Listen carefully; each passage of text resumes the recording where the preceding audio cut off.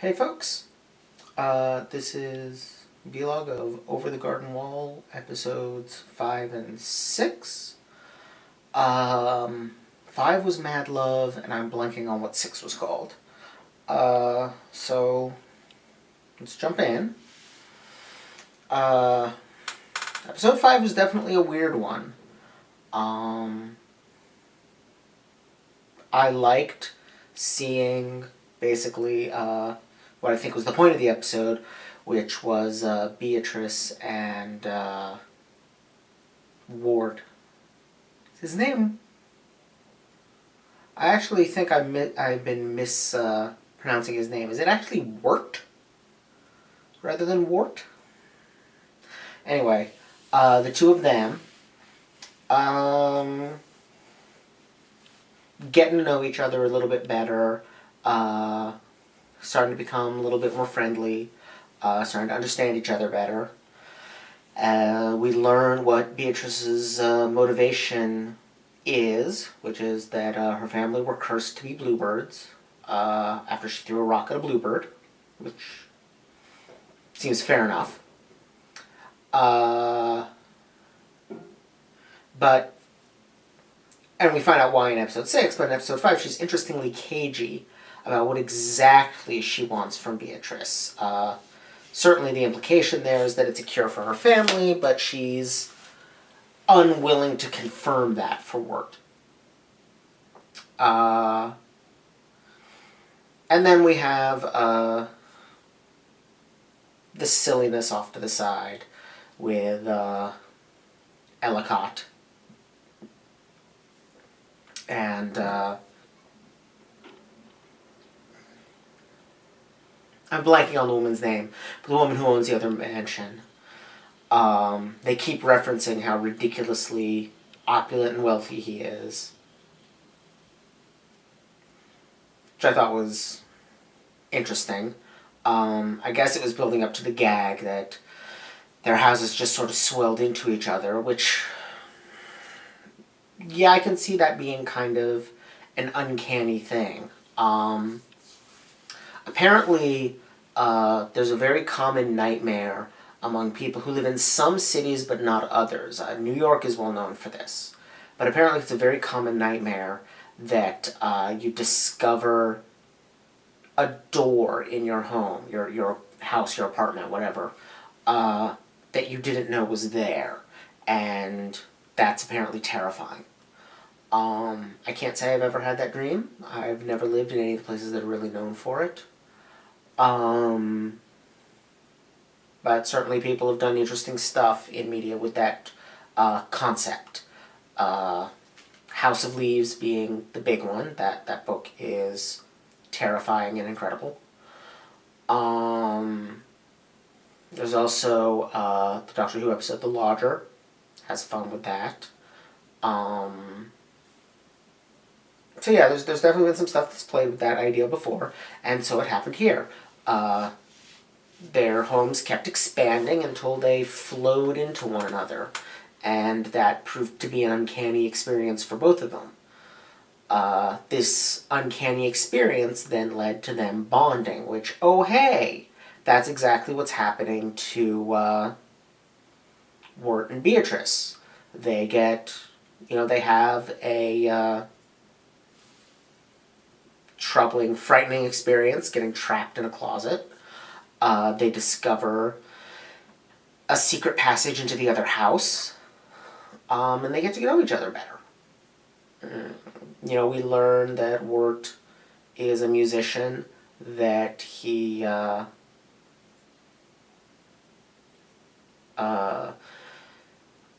what else? We get confirmation that he's just being a melodramatic teen about a crush in terms of his lost love. I like Beatrice's reaction to that, that's it. Because that's probably how I would react. I'd be like, and? That's all? Okay.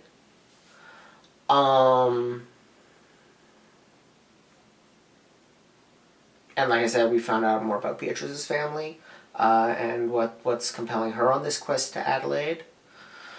Um, and I think they appreciate each other more coming out of this. My one real disappointment in episode 5 is that Fred the Horse left. I liked him. I wish he'd lasted more than 2 episodes. Maybe he'll come back later on. That'd be cool. But if he doesn't, he doesn't.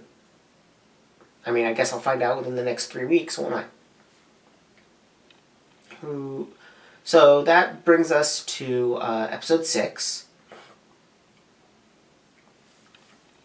which falls very neatly into 2 halves. I wonder if, it can't have originally been 2 separate episodes that were jammed together, because the second half in particular just doesn't have the weight to support that. But it certainly feels like 2 5-minute episodes instead of one 11-minute episode. In the first half, we have the adventure on the ferry, which is more like a riverboat.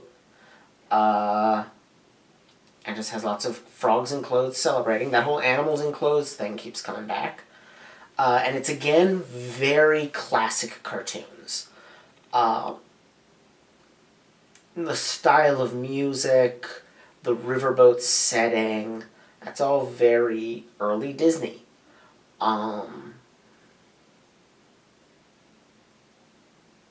And, some of the use of, really ancient gags, like running off camera, being chased, and then coming back in another way to evade that chase. The slapstick of the guy getting knocked off, the frog getting knocked off the stage and staggering around and then falling off. The repeat gag of the flies flying through the air and the 3 frogs catching them. That's all very old-fashioned cartoon kind of a thing. The musical number. The fact that, the fact that the frog, George Washington, Ben Franklin, whatever Greg is naming him today, the fact that the frog, all of a sudden starts singing out of nowhere, and then after that goes back to just croaking. Other than that one song, all he ever does is croak. That's Michigan J. Frog, from the classic Warner Brothers cartoon.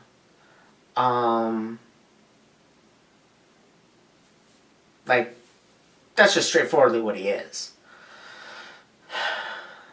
And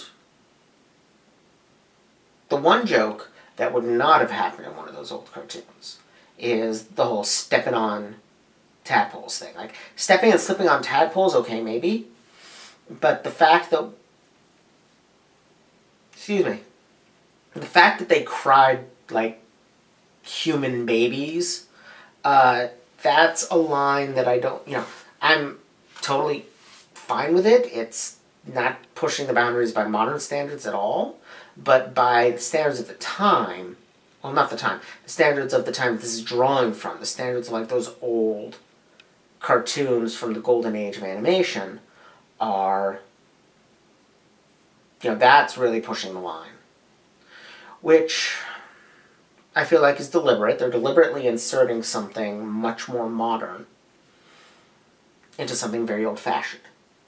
Excuse me again. Oh, excuse me again. Don't know what's going on there. Which, I'm going to be honest with you. We talk about the golden age of animation, but I think part of what this show is doing is demonstrating that anything that could be done then, we can do now and more. It's saying the golden age of animation wasn't 80 years ago, 100 years ago, 60 years ago. The golden age of animation is now. I'm just, I'm going to put out there, much as I love the old Merry Melodies shorts, much as I love classic Looney Tunes, much as I love the, classic animated movies of, the 40s and on, there's really very little they can stand up to the best of what's happening now. Uh, you know, your Avatar: The Last Airbender and Korra, your Steven Universe, your Adventure Time,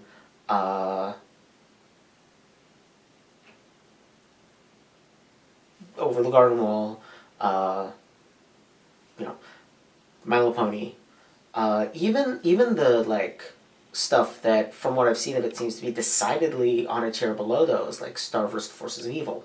Sorry, I'm gonna get to it. It's entirely possible I'll enjoy it a ton and eat my words, but right now that's how it feels, as being like one notch below the shows I just listed. Though honestly, everything is one notch below Steven Universe. Frankly, I feel like the stuff we're getting now is better. It really is. Today's kids are getting stuff that is so much better than what we had when I was a kid, easily, because I was a kid in the 80s, the absolute bottom of the quality of American cartoons. That is the worst they ever were. But I think, honestly, it's better than what families were getting when they went out to the movies in the 30s and 40s.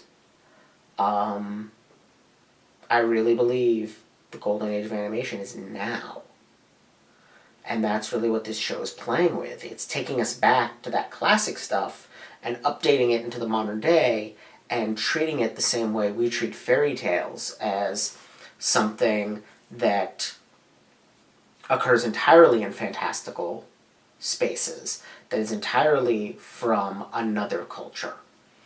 Whereas in their own time, for instance, fairy tales were about crossing over from the mundane to the fantastic. A poor woodcutter was not a fairy tale thing in the Middle Ages. It was a real life thing.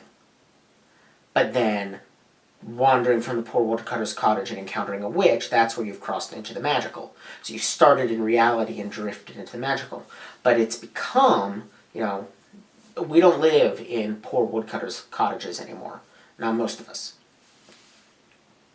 So the entire fairy tale is in this fantastical realm. None of it is in our regular lives. If you want to look at stuff that really has that fairy tale effect of starting in the mundane and crossing over into the magical, well, for that you have to look to things like Doctor Who,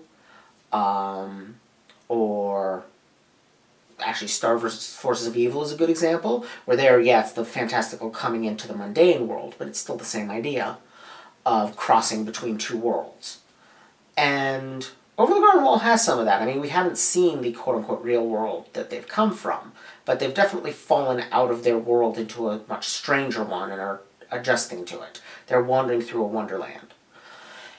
And it's by equating fairy tales to like old school Golden Age cartoons, it's kind of saying that that's what those cartoons have become as well.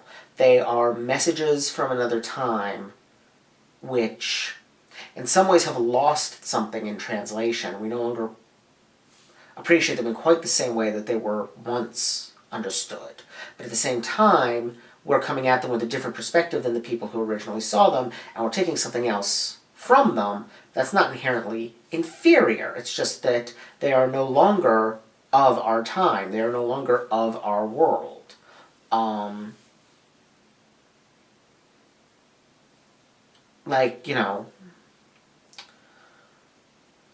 Farmer pigs in overalls, like we saw a couple episodes ago. Farmers in overalls would not have been an uncommon sight in most of the United States in the 1920s, 30s. But I'm 34 years old in 2015, and yesterday I met the first farmer I have ever met in my entire life. They were visiting, it was a visitor from Taiwan. And in Taiwan they own a large farm, and, they work the farm. That's the first farmer I've ever met. That's, we live in a different world with a different context. How many of us have actually, seen a riverboat. And I mean, even in 1930, these are somewhat old-fashioned references, but they're old-fashioned in the sense of us talking about the 80s and 90s, not old-fashioned in the sense of us talking about the 30s and 40s. So I really feel that like that's what the show is doing with sequences like the riverboat, or like the old-timey ways in which characters dress. And it's very anachronistic. You've got quite a mixture. There are elements of, we've seen characters dressing like they're from the Old West, like they're from the antebellum South, like they're from Victorian England, like they're from the Middle Ages. Just this real mixture. And I think that's part of the point, is that all of this stuff has kind of fused into the past. That whenever something gets far enough into the past, it ceases to be part of common experience and becomes a part of history. It becomes old-timey. And it all kind of blurs together, I'm fond of pointing out to people, well, I don't know if exactly fond, I've done it a couple of times, but I've always been interested to note that we look at ancient Greek ruins and those are about 2,500 years old. Well, when the ancient Greeks were up and around and exploring, that's how old the pyramids were. So when they went and saw the pyramids, they were as old as when we look at ancient Greek ruins now. And yet we think of ancient Greece and ancient Egypt as being round about the same time, while we think of the 30s and the 60s as being completely different times. The farther back we go, the more things blur together, the more, the broader our notion of what one time becomes. And I think in a lot of ways Over the Garden Wall is about that past, and about saying that, yeah, animation is now old enough that there are parts of animation history that are blurring into that strange country of the past, that unknown, that space where we have ideas about what's there, but we don't really truly understand it anymore. Not in the intuitive way that we understand our own world.